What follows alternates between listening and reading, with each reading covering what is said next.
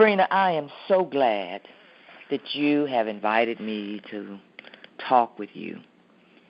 First, I just want to thank you. I want to thank you for what you're doing to help all of us as women remember how important it is to take charge of our lives, to find that peace that we so desperately need and want. And your 5-day Peace and Power Challenge, it's so practical and it's exactly what we need right now, especially when there's so many everyday stresses of life. You're helping us to not only, I think, get in touch with those everyday stresses, but the big issues, marriage, work, our faith life, church, our children, school, the things that really do block our dreams and our visions for ourselves. For me to have the opportunity to reflect on my own life and to share some of my own experiences with other women in hopes that it will help them to achieve levels of peace and confidence that we all need to claim a better future for ourselves and for our children and for our families.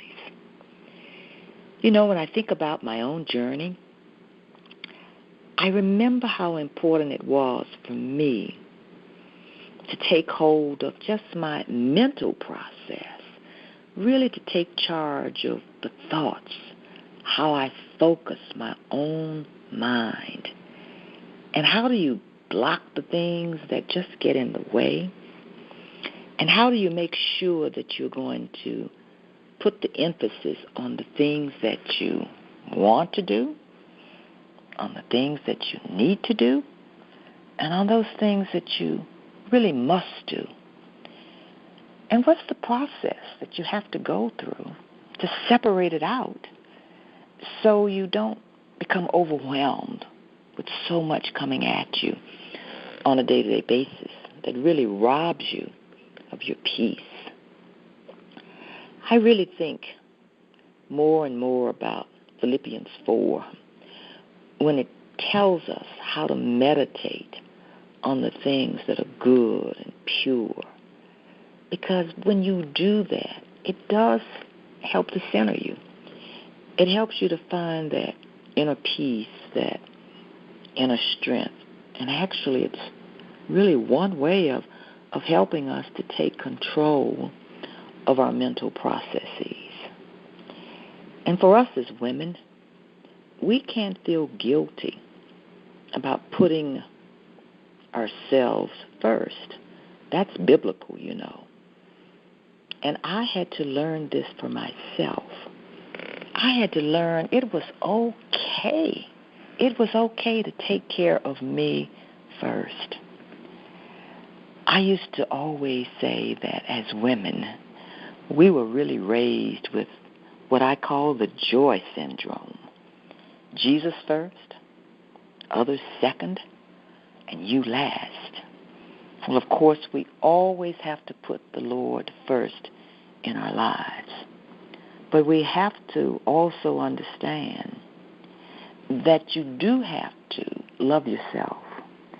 You can't always put yourself last. And that is not selfish. The Lord tells us that we have to love ourselves. And so as women, I think a part of what you're doing is helping us to understand what it really means to love ourselves, to take control of our own lives, to take care of our bodies, to take care of our mental state, to take care of our emotional health.